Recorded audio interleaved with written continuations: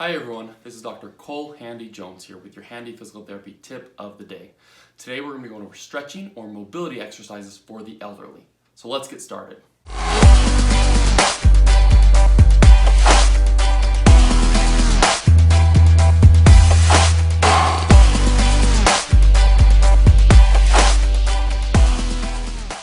If you're getting older, you've probably started to notice that you're getting more and more stiff.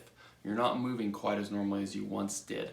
The big thing for that, as I usually say, it's kind of use it or lose it, the mobility in our bodies. So as we get older, we spend less and less time doing some of those awkward and different positions. For example, just getting on and off the ground, we don't do as much as we get older. Because of that, our bodies get stiff and immobile. Now, immobility in key areas causes lots of dysfunction, and that's really where I come in. As a doctor of physical therapy, I identified abnormal movement patterns, and if I can identify those and fix them, it leads to a lot better function, but also a lot less pain.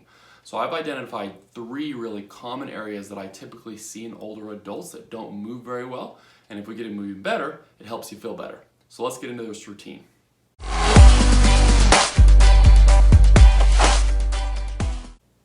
So the first area of the body that I feel like we need to identify and work on is ankles and ankle mobility. Ankle immobility is one of the most common sources of dysfunction that I see in older adults. So let's work on it. So the first exercise, all you're gonna do is take your ankle, you're gonna go around in circles. We're gonna do 30 seconds clockwise and 30 seconds counterclockwise. So pick one leg and we're gonna do it together. All right, ready, set, and go. All right, so I'm starting clockwise. We're just gonna go round and round for 30 seconds, then we'll flip the other way, okay? Ankle immobility is one of the most common mobility deficits that I see. For example, in someone who can't squat well, and whether or not you think that you're squatting on a regular basis, any single time you get in and out of a chair, on and off the toilet, you're having to perform a squat. And if you can't move well at the ankles, it causes lots of problems at the knees, hip, or even the low back. Okay, now go ahead and go the other way for 30 seconds. You might have some cracks happen in your ankles. You do this totally fine and not a big deal. What I normally tell people, if something naturally goes or clicks, not a big deal. Don't like crank or really try to get your ankle to click or pop. But if it naturally goes, no big deal, okay? When we finish up this side, we're gonna jump right over to the left ankle.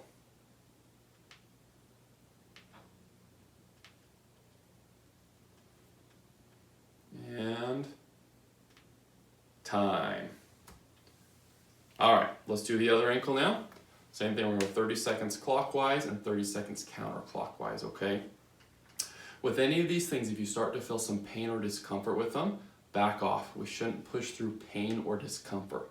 A little bit of discomfort's all right, but if it's much, we don't want that. So just back off, okay? Some of these things we do today won't be quick fixes. They're going to take time and consistency to continue to work on. And let's go the other way now, counterclockwise. So this would be a good video for you to come back time and time again. It might even be a quick morning routine that you can do. So if you get good at this, it shouldn't take more than 10 minutes to do. It would be great to do every single day. Because every day if you're not working on mobility, you're becoming more immobile.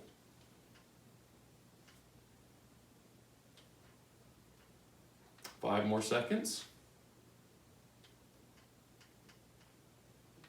And time. Okay, the next exercise we're going to do is also going to do with the ankle, and this is an even more important one. So what you're going to do is sitting on your chair, you're going to take your foot, drag it underneath you as far as you can go, trying to keep your heel down on the ground. When you start to feel like your heel's about to pop up, you end right there, and then you just come back out. Okay? So on your mark, get set, and go. So slide the ankle as far as you can underneath your body, trying to keep the heel down, and then come out. Drag underneath your body as far as you can, and then out. You could even take a towel and put it underneath your foot as you do this one. Another option that you have, if you're not feeling too much of a stretch or tension or tightness, when you bring your foot all the way underneath you, put your hands on top of your knee, and you kind of push your knee forward over your ankle, okay? Push the knee forward over the ankle, okay? Just give it a little bit of overpressure, okay? But like I said, every single time you go to sit down or get on and off the toilet, this is what your ankle has to do. You might even go a little more one side, a little more to the other, okay, but really just trying to work that ankle mobility. About 5 more seconds. And good. Okay, let's do the other side now. Okay, same thing, just slide that foot underneath your body as far as you can. Good. The most normal thing to feel is kind of a tensiony, tightness, almost like hitting a brick wall in the front part of your ankle, okay? It's not a big, huge stretch. Just kind of feel that in the front of your ankle. I'm gonna add some overpressure now.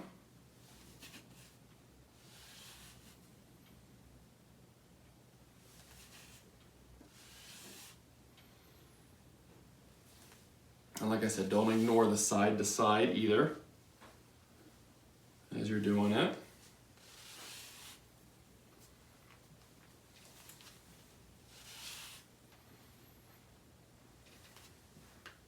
About 10 more seconds. When we're finished here, these will be our first 2 exercises for ankle mobility. We'll jump to another spot in the body and start working that. And pause. The next area of the body that we're going to address is the hips. Immobile or stiff hips is probably the most common finding that I find in elderly patients. And this can lead to knee pain, back pain, or hip pain, obviously. So really getting those hips moving is very important. So the first exercise I want you to do is sitting down in a chair. You're going to take your feet and put them at least shoulder width, but if you can go farther, even better, okay? You're going to let both knees now and let them fall one way, hold for a second or two, and then you're going to go the other way. And all we're going to do is go back and forth for a minute, okay? And mark, get set, and go. Good. If you have a history of hip arthritis, this might be a little uncomfortable. Don't push through pain. Go as far as you can without pain and then come back out of it, okay? If you have hip arthritis, you'll probably notice too when you bring that knee in, that's probably going to be the most uncomfortable to you, okay? We're really taking through the hips through a full range of motion as we do this exercise, okay? Also, if you have pain or discomfort in your low back or hips when walking, this is a really important one. Every time we walk, especially when the hip has to get behind our body, it has to have full rotation. If it doesn't, then we have a lot of issues. Just going back and forth and letting gravity kind of take you there, okay? If you start to feel like this is pretty easy, what you can do is take it as far as you can and just give it a little bit of an overpressure, okay? And same thing, go the other way and give it a little overpressure, okay? Don't push too hard, too fast. Take your time with this. And pause. Good. The next one we're going to do now, you're going to try to take your foot and cross your leg, okay? This might even be pretty darn tough to cross a leg, okay? If that's the case, take this foot a little farther out so you don't have to push it quite as hard, okay? But all you're going to do with this one is when you cross your leg, you're going to take your knee and you're going to push it down, hold for a second, and then you're going to pull across your body and hold for a second. All we're going to do is push and pull, okay? So on your mark, get set, and go. Good, so we're going to push the hip into external rotation, which it's in right now, and then you're going to pull it into internal rotation, okay? Good, same thing. Just trying to get back some motion in those hips. Don't push through pain. Just take it to feel a little bit of discomfort. You hold for a second or two, and then you come back out of it. If you do have a history of hip arthritis, you can check out one of my videos. I have a video about beginner exercises for hip arthritis. I'll put it up above right now, so you can see that video. I think 1 or 2 of these exercises actually might be in there, along with some other important exercises to begin working on your arthritic hip. These are also really good exercises for someone who has a chronic history of low back pain, especially sometimes we term it as stenotic low back. That just means it's a little more narrow and degenerative than it should be.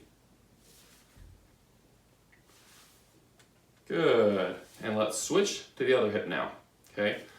So cross your leg and go right into it. So you're gonna push and then pull. You might notice that one hip is a little stiffer than the other one. That's probably the hip that you have more pain and discomfort with. It's also probably the hip that has a little more arthritis or is probably the more problematic side. So for example, if I'm doing this right now and I feel a little stiffer on this side, this might be the side of the low back that I have some more pain in the right side, okay? Because of that immobility I have in this hip, the right side of the low back takes the brunt of the force as I'm walking or moving or changing positions or things of that nature. Good, about 20 more seconds. Push and pull.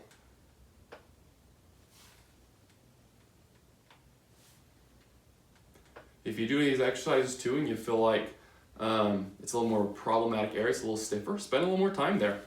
That's more than appropriate and okay. And go ahead and break.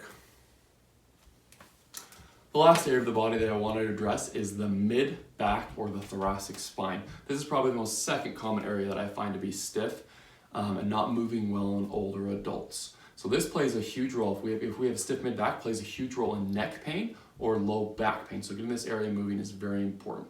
So this is the exercise where we're going to use either your ball or your rolled up towel. So for this one, I'm going to use the ball, okay? For this one, you just need a chair with a back on it. You're going to take the ball, put it right behind your back, okay?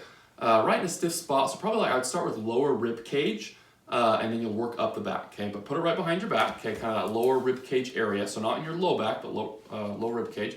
Hands behind the neck, elbows forward, and then all you're gonna do is extend backwards over the ball, hold for a second or two, and come out, okay? Back and forward. So for this exercise, I'm actually gonna turn to the side just so you can see me a little better. Okay? So if you can see, I'm not in my low back area down here. I'm more in this mid-back now, okay? And I'm just extending and coming back and forward over the ball. So I'm gonna go for a minute, okay? Now I'm not gonna spend a whole minute in the exact same spot. What I'm gonna do is roughly 10 to 15 seconds, and then I'm gonna move the ball to different areas in my back. What I usually tell my patients, usually you'll find one or two spots that feel extra stiff or just feel like, oh yeah, that needs it. Then you might do some that don't feel like they need it. So those areas where they feel like it's a little stiffer, you spend a little more time there. Okay, so that was about 20 seconds in that spot. Go ahead and move your towel roll or your ball somewhere else. Good, I'm gonna do a few right here. The reason I have my hands behind my neck when I do this is because I don't want my neck just doing this the whole time, right? I want my neck to stay pretty stiff, not move, and I want to move my mid back. So I'm gonna do one more spot now, kind of up high in between my shoulder blades, okay? Like I said, ball or a rolled up towel or blanket or something like that works great. Every now and then with this one too, you might get a little click or pop to happen in your mid-back. Totally fine if it naturally goes. Don't crank it trying to get it to pop, okay?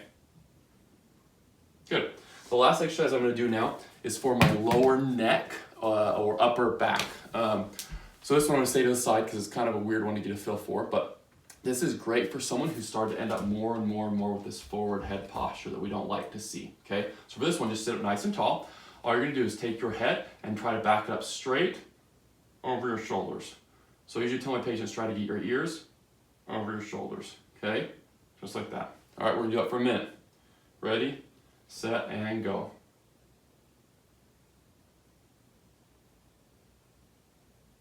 What I don't wanna see when you do this is I don't wanna see your head come back like that. Keep the head straight forward, and just back it up over the shoulders. One thing you do too, if you feel like you're having a hard time with it, take your finger, place it on your chin, just in your kind of your neutral position here, your normal resting position, and then try to take your head just straight back from your finger, like that. That just helps you know if you're doing it right.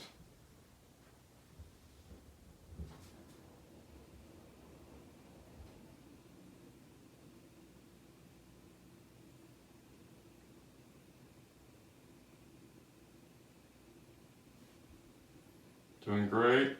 10 more seconds.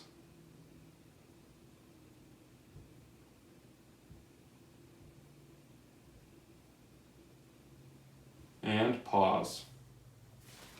I hope you enjoyed that mobility or stretching routine. If you feel like you got a good workout, go ahead and you can do it again tomorrow. This is a great one to institute every morning as you get going to really keep your bodies moving, fluid, and mobile so you can age well. If you felt like there was something of value in this video, please give the video a thumbs up, subscribe, put a comment down below with any questions or concerns, and I'll look forward to seeing you in the next one. I'm going to do more and more videos that are centered on you, the seniors or the elderly, and how you can live an active, healthy lifestyle, and like I said before, age well. So thanks so much.